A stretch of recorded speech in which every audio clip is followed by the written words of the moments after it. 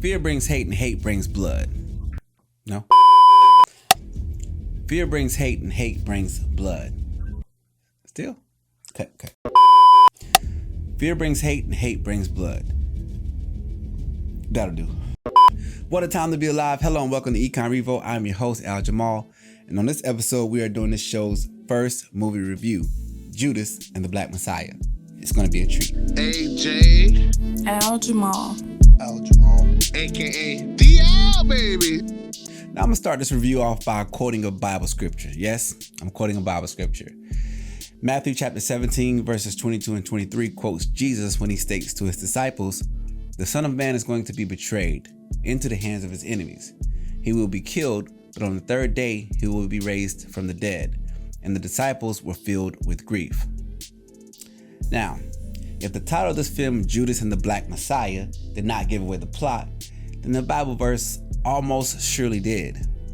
When you think about it, deathly betrayal is almost beautiful to watch because it is an act so rare that even the treacherous are unable to come to terms with what happened until it's concluded. I believe that Shaka King, who directs Judas and the Black Messiah, masterfully illustrates the fall of William, aka Bill O'Neal, played by Lakeith Stanfield, as he betrays Chicago Black Panther Party Chairman Fred Hampton, played by Daniel Kaluuya. Judas and the Black Messiah is a portrayal of how far we as human beings can fall and why sometimes it seems impossible to ever find redemption. The details of the treachery involved with this movie will not be disclosed in this review. However, I have 3 key points that I want to disclose. The magnetic presence of Fred Hampton, the moral complexity of the FBI, and the accurate truth of this movie's Judas, Bill O'Neal. Fred Hampton was a complicated figure, a good complicated figure. You can murder a liberator, but you can't murder liberation. You can murder a revolutionary, but you can't murder a revolution. And you can murder a freedom fighter, but you can't murder freedom. Did that good? Yeah? Y'all like that? Thank you. I'll be here all week. He was a young man who represented hope for a people, viewed as one of the black magic bullets for what could bring down America. Sounds a little extreme, right? If you think this is an exaggeration, then you'll be shocked with how exceptionally Shaka King depicts J. Edgar Hoover, who was the director of the FBI, and how he believed that Hampton represented a greater threat to America. That even more than a communist Soviet Union. Everything would be all right if everything was put back in the hands of the people. It's pretty evident that our government really hates African American leaders who pursue the liberation of a people. But I'll save that for another episode. There's only 2 classes. And that's saying there's a class over here and there's a class over there. And the reason that this class over here has never did anything to get this class off its back because this is lower, this is upper. This is the oppressed, this is the oppressor. This is the exploited, this is the exploiter.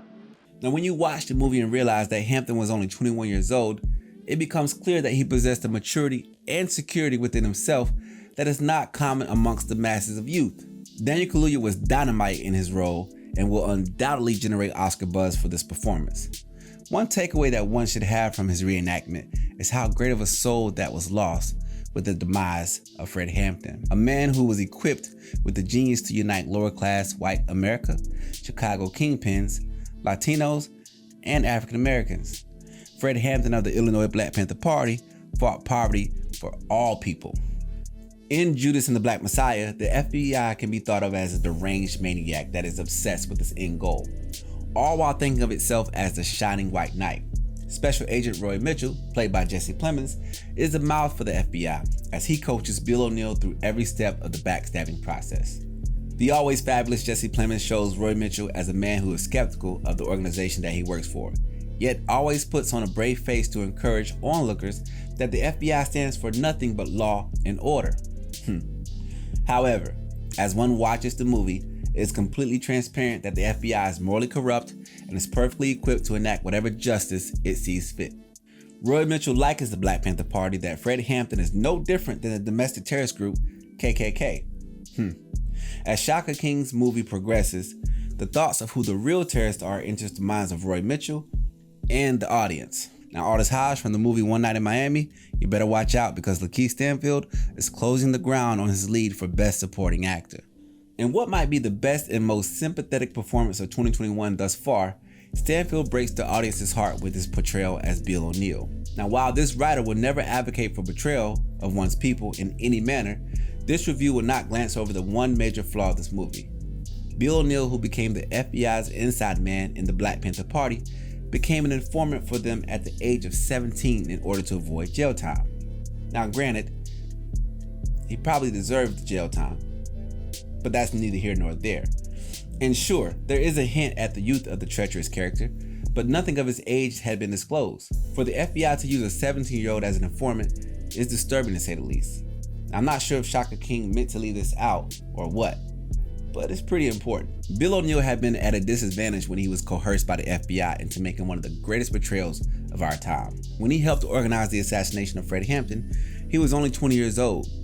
The movie formed Stanfield's character into someone who appeared to be much older than what he was, and this is the movie's primary flaw.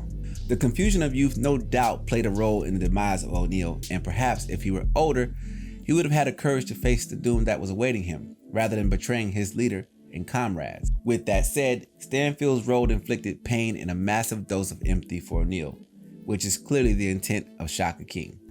Nothing captivates the minds of an audience more than a man who is fighting himself. Judas and the Black Messiah is a painful yet magnificent portrayal of how far people can fall, and my goodness, can we fall hard. If you have not checked it out, go to a theater near you today and watch this amazing film.